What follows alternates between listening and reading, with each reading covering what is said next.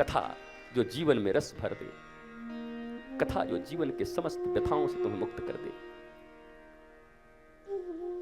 नारद जी ने भक्ति माता को वचन दिया कि मैं तुम्हारे पुत्रों को जवान कर दूंगा। अब ये तो सब जानते हैं, देखो महात्मा कहना पड़ता है, मुझे जो कहना था मैंने कह दिया।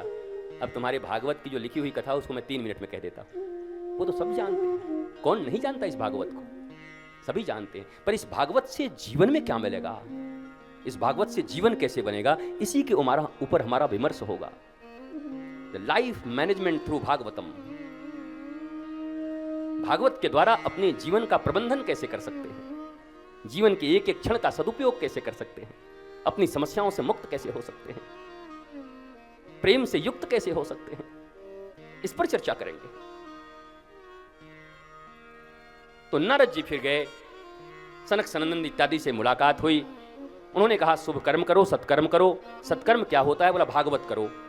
भागवत सुनाया, और भागवत जब श्रवण हो गया तो भक्ति माता भी आ गई नृत्य करते हुए, और ज्ञान और वैराग्य भी जवान हो गए। कहने का तात्पर्य यह है कि जो काम वेद न कर सका, जो काम वेदांत न कर सका, जो काम सिद्धांत न कर सका, जो काम गीता न कर सकी, वो श्रीमद् भागवत कर गया। यह है भागवत की महिमा। इसलिए तुम्हें कह रहा हूं, यह श्रीमद् भागवत कोई साधारण चीज नहीं है। एक सब्जी बेचने वाले के पास एक छोटा सा पत्थर था, चमकता हुआ, उसी से वो धनिया और मिर्ची बेचा करता था 10 वर्षों से। एक दिन एक आदमी आया, बोला भैया ये पत्थर मुझे दोगे? अरे बोला ये तो 50 ग्राम का पत्थर है, मैं क्यों दे दूं? बोला मैं तुम्हें इसके 5000 रुपए दे देता हूं। बोला 5000? और ये तो 10 रुपए का भी नहीं है। बोला नहीं मेरा मन है, मुझे दे दो। उसने उसे लिखवा लिया कि बाद में कचकच नहीं करोगे। एग्रीमेंट साइन हो गया, 5000 रुपए दे दिए, पत्थर ले लिया। सब्जी वाला हंसा, भैया ये तो बताओ इतने मूर्ख तुम कैसे बन गए, बताओ 5 रुपए के पत्थर को 5000 में ले जा रहे हो। तो बोला अब तो तुम सिग्नेचर कर चुके हो, मैं तुमको दूंगा तो नहीं। बोला फिर क्या? बोला इसको तुमको पता है क्या? बोला ये कोहिनूर हीरा है, डायमंड है, ये मैं जौहरी हूं, इसकी कीमत 1000 करोड़। 1000 करोड़? और मैं 10 साल से मिर्ची और धनिया बेच रहा था। जिसके तराजू के पड़ने पर 1000 करोड़ रुपए के हीरे थे, वो 2-2 रुपए के धनिया और मिर्चा बेच करके अपनी जिंदगी को जी रहा था,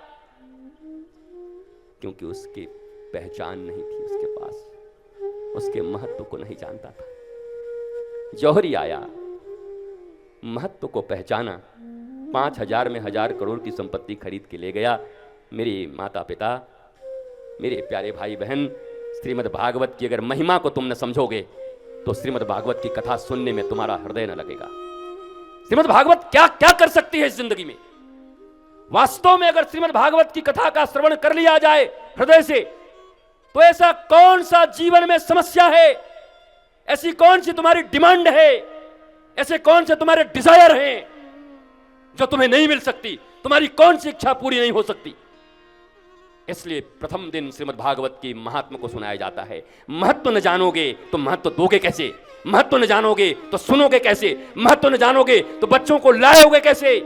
तुम्हें तो अभी यही महत्व समझ में आता है कि फोन आता है तो फोन की तरफ देखते हो, बाजार कोई ले जाए तो बाजार चले जाते हो, 500 रुपए वहां खड़ा होकर के कोई बांटने लगे तो कथा छोड़ करके 500 रुपए लेने चले जाओगे। और तुम कहते हो मैं गोविंद का भक्त हूं, तुम कहते हो मैं भागवत का भक्त हूं, तुम कहते हो भागवत में श्री कृष्ण विराजित हैं, तुम कहते हो भागवत हमारा ग्रंथ है, तुम कहते हो मैं सनातनी हूं, तुम कहते हो भागवत हम 10 बार सुने हैं। तुम्हें तो इतना भी महत्व मालूम नहीं। शीश दिए जो सदगुरु मिले यहाँ तो भी सस्ता जान। शीश देने का अर्थ है सर काट मत देना, नहीं हमारे ऊपर मुकदमा और 302 का हो जाएगा। कई गुरु आया था आत्महत्या के लिए, लोगों को प्रेरित कर दिया, लोगों ने अपना सर काट दिया इसके चक्कर में, बाकी की जिंदगी हमारी जेल में गुजरेगी। शीश दिए जो सदगुरु मिले यहाँ तो भी सस्ता जान। शीश का अर्थ ये है, ये इतना, ये दोनों आंखें, ये नासिका, ये जिह्वा, ये कान गुरु को दान कर दो। देखो तो उनकी आंखों से, जैसी दृष्टि वैसी सृष्टि। सुनो तो केवल उनकी महिमा।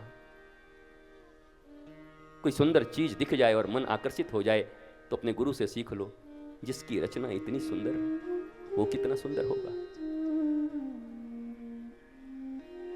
रूप में आसक्त होते हो, जरा सोचो, एक बूंद श्री कृष्ण ने छलकाया है तो सारी दुनिया बन गई। इसी में ऐश्वर्या भी बन गई, इसमें सुस्मिता भी बन गई। श्री कृष्ण ने एक बूंद छलकाया है,